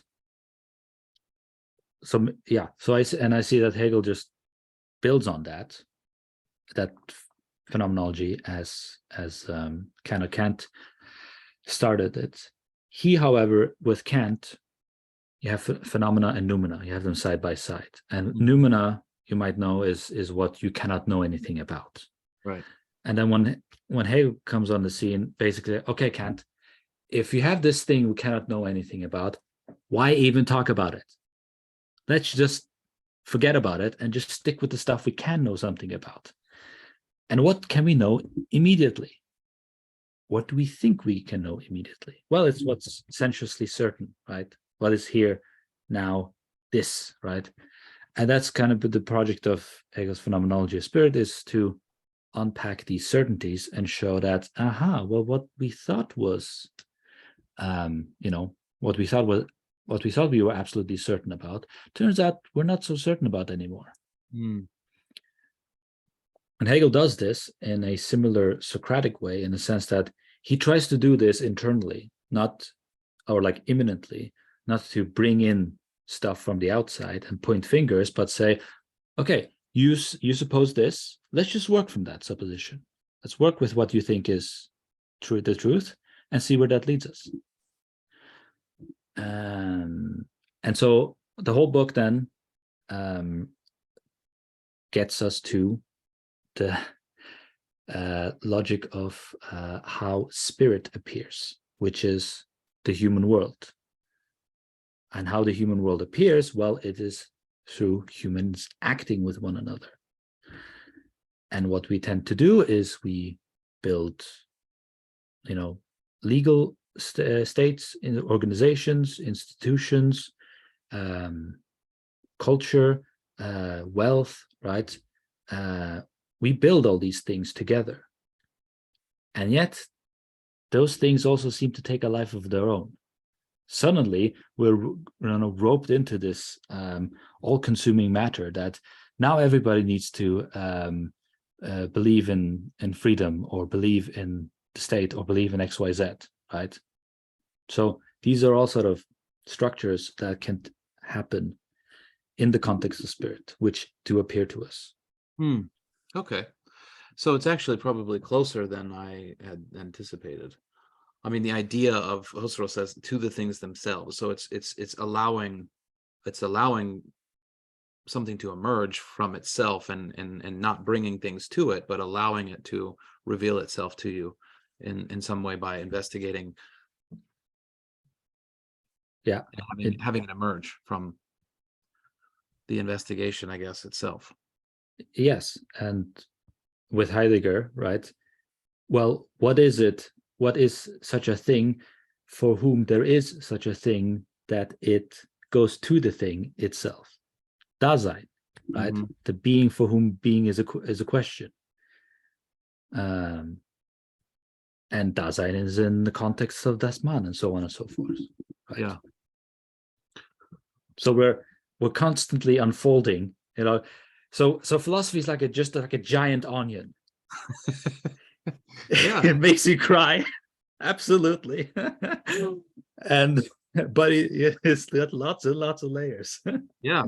And you're constantly peeling away and unpacking the different layers. Yeah, we should call it black onion, like black holes in physics. Because as you unpack, it actually gets bigger instead of smaller, and you're discovering new things, and it just endlessly more and more layers. Yeah. That's funny. Okay, I have a lot more questions, but I think that's good. I'm glad we leave this with more questions than we started. This is a mark of a good philosophical discussion. Conversation. Yeah. I do have one more that I want to ask you, because you mentioned it earlier in reference to Marx. Okay. And you also mentioned the master-slave dialectic. Is that the right name for it? Yes. Yeah. So there is something that's happening at the moment where, and I'm just going to say, I'll just put it this way, and I could be, right about some things or whatever. But the idea of equality, let's say that, this idea, some people make differentiate between, let's say, equality of opportunity versus equality of outcome.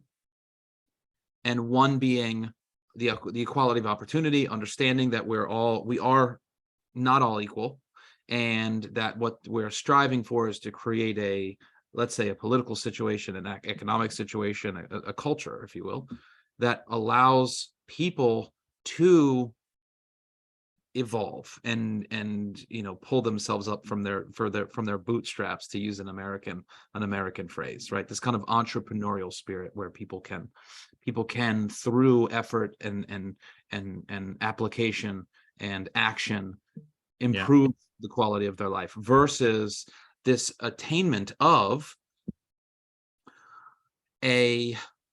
it's almost like a utopian idea of like what Heidegger would call a leveling off, a kind of making all the same.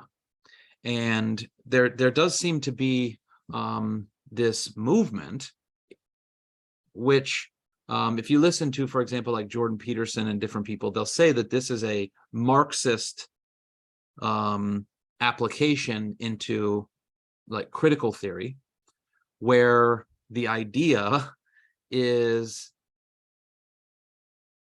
animated by, let's say, a bad sense of equality. I don't know if that's the right terminology, but this leveling off, like you were saying, Marx said it actually creates more division, right? And it seems to be like that's what's happening.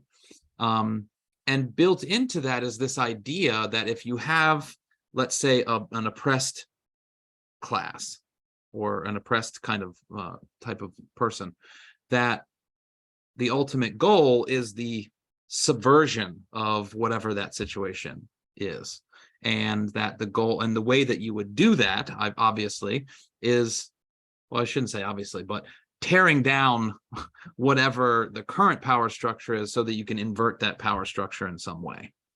And there are a lot of different people that are kind of having that kind of reading of what's going on at the moment as this kind of Marxist application, where the attempt, the veneer is equality, and what's underneath of it is a will to subvert, something like that. Okay. So is that is that an accurate kind of portrayal of the Marxian kind of approach? And does that come from, is that somehow something that we can pull out of Hegelian dialectic? That's a very broad question. Yeah, it's a very broad question. As I mentioned earlier, Marx critiques the notion of equality because he thinks it presupposes inequality. The issue he has with that is when we put this one category or this one value as a kind of master value, that everything now should be like this. And immediately Marx points out, I think quite sensibly, that, well, as soon as you make this line, you get all these differences because they become enhanced, right? Because of this line that's put there. And so you actually end up with more divisions. And so his formulation is, so his kind of communist ideal was that forget about equality, forget about, getting your due or whatever, just do what is within your power to do and take what you need. So like he thinks, perhaps naively, that if everybody follows this principle, the system can work in a more amendable, more rational way. Going back to Hegel, he critiques just the general notions of purity as such. And I think you can find this kind of in his critique of morality, which Hegel critiques, I think, well, he does, before Nietzsche does that 50 years after. Hegel was already critiquing morality, and he was pinpointing that evil comes from morality. Take away morality, you don't have evil. But the thing about morality, it's all about sort of setting pure ideals, pure tenets, pure categories, pure abstractions at work. And sometimes in certain periods, certain moments, that is the thing you need to do. But it cannot sustain itself comprehensively. So what Hegel thinks sustains itself in society is that society is made up of a bunch of different spheres, bunch of different institutions that have their own interests, but that they are kind of supporting one another despite their own interests. Or even put it differently, even though they pursue their own interests, that can lead into a kind of more, structure where they support one another. So this view of society, he broadly classes it as family, civil society, and the state. They can never collapse into one another. You can never have a harmonious unity between them.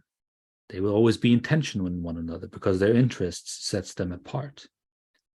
But also they can support one another in the sense that families are what produces children and so on, which when they grow up, they want to become their own individuals who learn skills and take on a profession, go into the market and so on, but that they are rights-bearing persons who have their rights kind of reinforced and secured and enforced by the state, all right, so on. So you see how these spheres in society, dimensions kind of crisscross and affect one another, even though they are also in tension with one another. And this tension, I think, is how Hegel is an anti-utopian thinker. You'll never get this kind of harmony.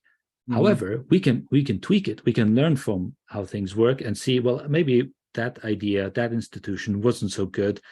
We should change it or build another institution to fix this sort of situation and what have you. Yeah. So, to go back to your question, in some moments we need a kind of moral purity to shed light on dire issues. Somebody who is oppressed seems like a dire issue. So, spotlight needs to be pulled in. Civil rights movement in the US, right? That was something that was morally abhorrent. And so you needed moral fortitude to kind of deal with that. But then what you eventually want is a system that overcomes the struggle, because you don't want to keep struggling forever.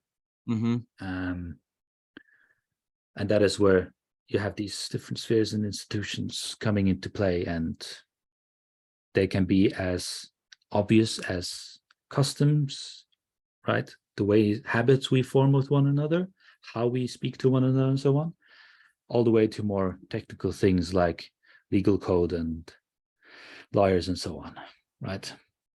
So that's my very lengthy philosophical response. Oh, that's great. To those things, yeah. Yeah, no, and you've said it a couple of times now, but I think it's interesting as well. For Heidegger as well, error is very much involved in the revealing. He uses aletheia, right, as the actual truth, like the unconcealment. And for him, error is is actually within that same, let's say, unfolding of truth. It's not, these things are not diametrically, they're not opposed to each other. That error is actually intimately involved in the process of the revealing process. Intellectually, we should be grateful for error. Yeah. However, in the way we live, in the way we experience, right? We live in the immediacy of our lives. Right. You can't really pluck yourself out of yourself. You can do it mentally, but not physically. So you're stuck with the sensuous certainty that's around you, and it will sort things out for you, right? Up to a certain point. Yeah, and in that sense, being in error is when we are in the immediacy of, in that sort of immediacy, error is something that's oftentimes very painful, right? It's very immediately, we have the experience of psychological pain when we get into error. Yeah.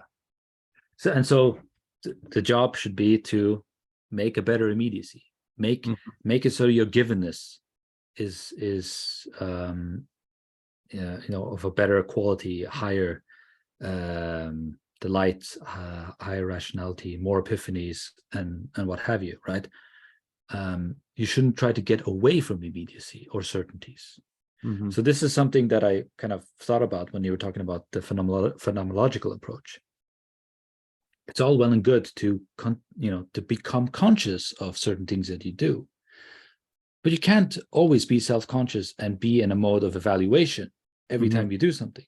That just becomes stressful. That becomes anxiety, I would say, right? You continually have to like put yourself consciously out of yourself to evaluate yourself. Am I doing this right? Am I following so and so, right? Yeah, that's a nightmare. You want it to crystallize into something immediate, a habit, so that you don't think about it anymore. Right. It's like when you're learning an instrument, right? First of all, it's all very awkward. You need to sort of, be very conscious of where you put your fingers if you're playing guitar, right? But when you learn to play properly, you don't think about those things anymore. It just becomes automated. The But flow you want, state.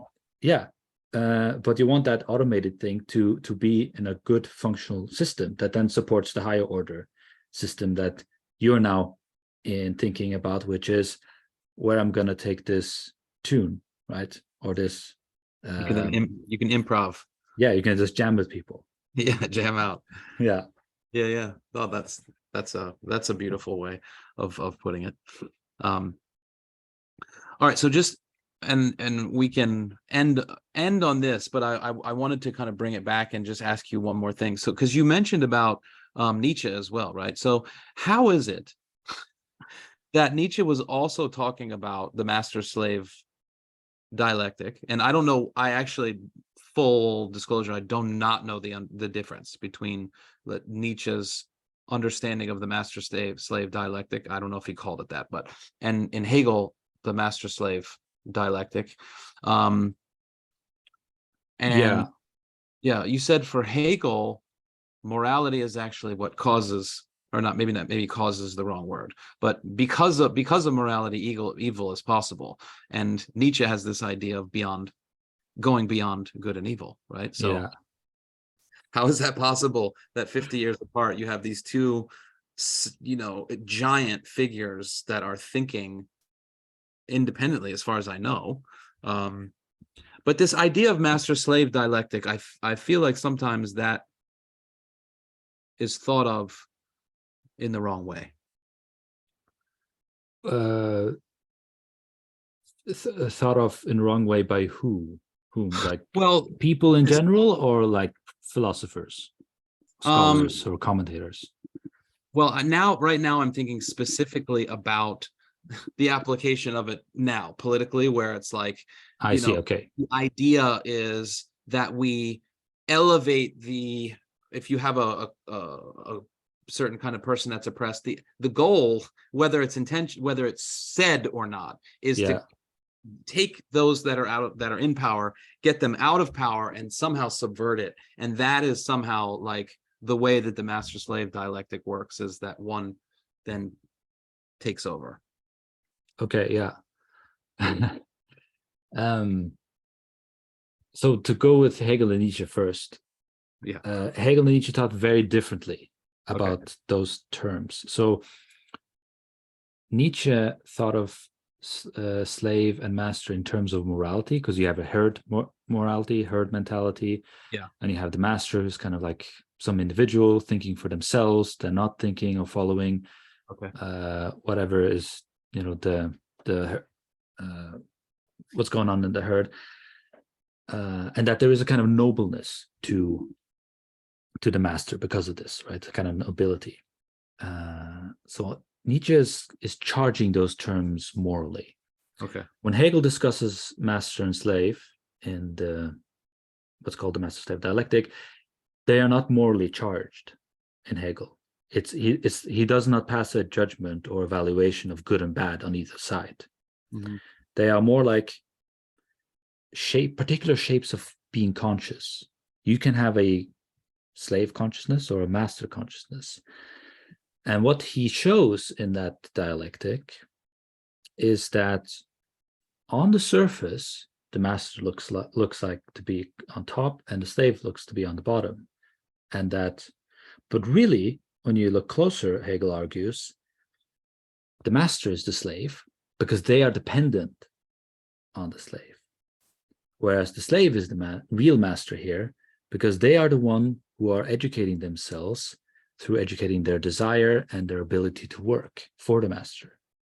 So they are learning to work selflessly, which is an ability the master will never learn because of their position. And so Hegel kind of inverts the two, but he does this phenomenologically, provides an argument for it. And still he doesn't pass kind of moral judgment on any side. Apart from, you might say, there is a judgment of one of these two turns out to be more free than the other. And on the surface, it looks like the master is the free one, but actually it's going to be the slave. But at that point, they stop being the slave. He transitions into a kind of different logic, which is Stoicism, and on the ball rolls.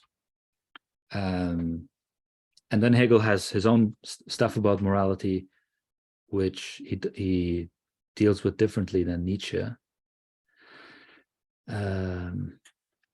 He also has a critique of nobility. You will find in Hegel that this is kind of like, on the surface, nobility looks to be all great and dandy and all of that, but actually there's a hidden ugly thing underneath it, which is maybe something that Nietzsche didn't want to see as clearly. Okay, so what was the second point we're going to go into? Sorry, I lost the.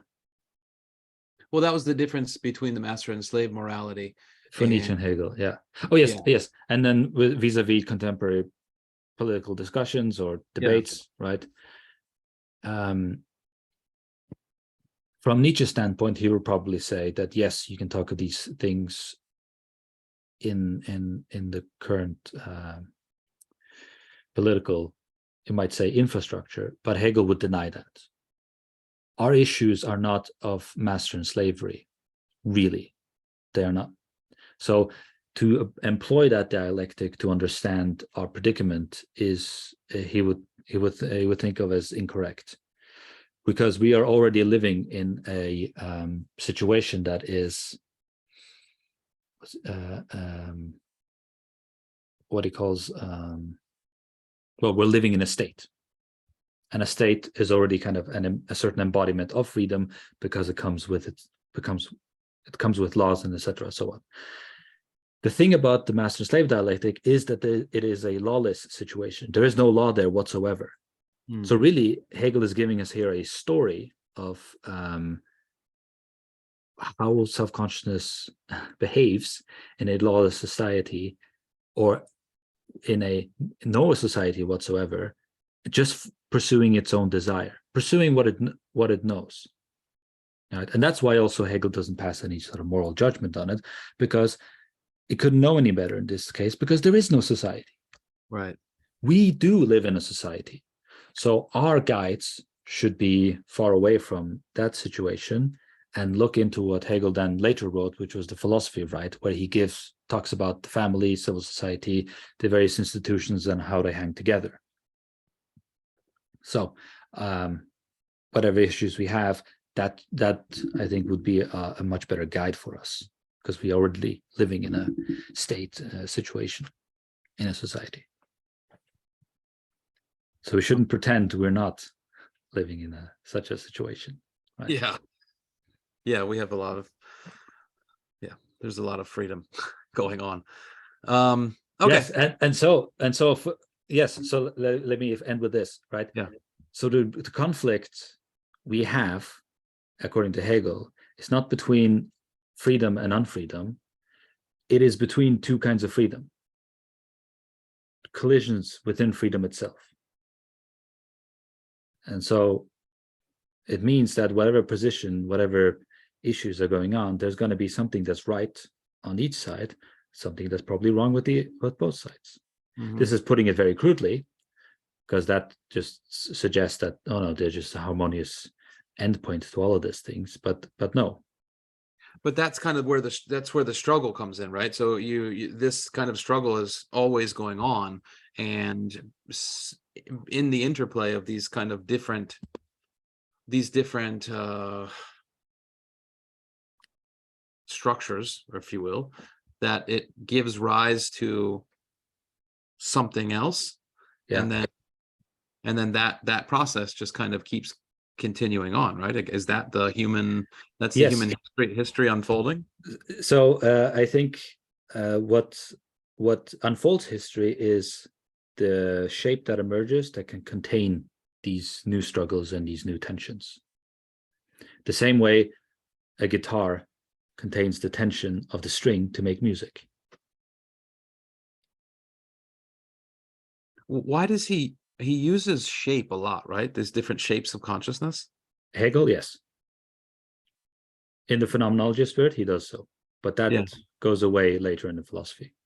That Okay. is to do with, because it is a phenomenology, which in Hegel's technical philosophy is not classified as proper philosophy. Okay, so it's a preparation. Kind of, yeah. It's a propedeutic. Okay, and that's So why it's an error theory. So figuring out all the ways in which things can go wrong, and then we'll start with the right thing. Wow, that's incredible. And so is that why in some sense people think that the phenomenology is what leads into the logic, where the phenomenology is kind of I don't know, purification is the wrong term, but a kind of laying bare and a revealing of all of the presuppositions that we have, such that we can get to like a presuppositionless kind of position from which that we can then begin proper thinking. Purification sounds a bit extreme, Yeah. but it is in that vein, in the sense of like it's a kind of education. You can think of it as boot camp, philosophical boot camp, right? Okay. Getting you ready in shape to think pure thinking, which is what metaphysics and ontology really is, right? For Hegel, is pure thinking, basically, or thinking the thoughts themselves. So I will call you Sergeant Nicholas from on. Yeah. You're leading boot camps of leading boot camps of thinking for your students. For the next 8 weeks, all the things that are going to be coming out of your mouth is going to be paragraph numbers for the phenomenology of spirit. Whip them into shape. All right, Yeah, so we've the been going minds are going to be for whipped into shape. almost 2 hours. I have more questions about death and time and these different things as well, but maybe we can do that on a different occasion. I'm very interested in The sequel. Yeah, I'm very interested in particular. Maybe I'll just leave this as a seed to plant. Yeah. Heidegger's ecstatic notion of temporality, Nietzsche's the temporality that is in the eternal return, and then I know nothing about Hegel's understanding of time. But if I know, I don't know, it just seems like there's something, that Hegel has to say about time that would be interesting in collision with Nietzsche and Heidegger's notion of time and temporality. Yeah. For Hegel, what is just to add another seed next to your seed. Okay. The key kind of thing, temporal category for Hegel is history. That's the sort of meaningful site for us to ponder temporality, not time as such. He thinks of that as a natural category, Right. Which, yeah, it's part of nature. It's it's great, but it's not what is human. It's meaningful for us as humans. It's history that really does that thing for us. And then on top of that, he has stuff to say about eternity as well. So Bad eternity and good eternity, right? Or the just eternity. Oh, eternity, just eternity. Okay. Yeah. Well, Okay. so logic is eternal. Right. So in terms of like universals and things that can be eternal, logic would be one of the things that would fall into that category? Well, it cannot wouldn't be falling into anything. It already always is. Right. Okay. Yeah. But it's as we discussed earlier, between the universals and particulars, there's always an intimate connection between the two, because we always think in particular thoughts, and yet it's not the particular thoughts that make sense. It's the relationship they have with the universal thought. That's what Hegel classes as eternal, which also he follows Aristotle here, and because when Aristotle talks about the mind, he also thinks of as a part of the mind that is eternal. That doesn't mean we think as we now do for all eternity, but the means through which we think, the structures, they are timeless. Got it.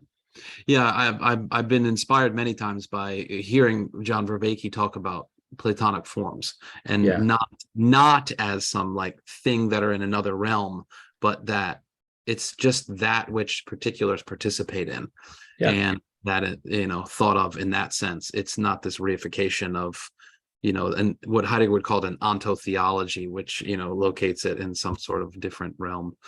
But okay, let me finish I think after doing the Hegel course with your Hegel course on the phenomenology of spirit, which by the way I'll put in the description of this video, so people can access the Halkyon Academy, and they can access your course on the phenomenology of spirit, which I think is just amazing. We can come back and maybe even bring in Johannes and actually have a conversation about, because for Heidegger as well, there's vulgar time, which is kind of clock time, which is one moment after the next kind of sequential order of now moments, versus temporality, in which after being in time, history just becomes enormously important, and not history as in things that have happened in the past, but this history as opposed to historiography, which is kind of the study of the past, that idea of history. But history, I think it sounds like in this more Hegelian sense. Well, why do we look back in the past? To understand more about ourselves and to inform who we're becoming. And so we're pointing back in order to then look better at ourselves. So it's always a kind of, we bring with us more when we are doing history in a way than we take out of history itself from the past. So and even I was just listening to some lecture courses on Heraclitus, and how much for Heidegger Heraclitus is not a thinker from 2000 years ago. It's very present right now, and that thought, there is thought that's in that thinking that has not yet emerged, and so there is some sense in which Heraclitus is in the future, and that kind of, these things are all wrapped up, and that there's always a trace, or there's always something in there that's unthought that could reveal a whole new way of, he calls being, right? The revealing of the way that the world shows up. Yes, and that's eternal. Okay. All right. Well, let's leave it there. And I really appreciate your time. This has been awesome. This is our first time interacting with each other. So I really appreciate your time and your thoughts. I appreciate your approach to philosophy.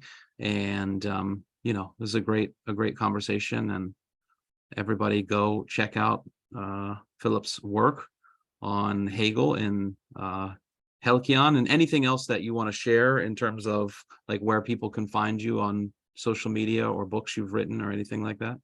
I have a website. I'm on Twitter, but We can post links and stuff below Yeah, when people yeah. can. I also have some stuff on YouTube, so I can also link to it. Go where I talk more about various different, Hegel's stuff and philosophy and so on and so forth.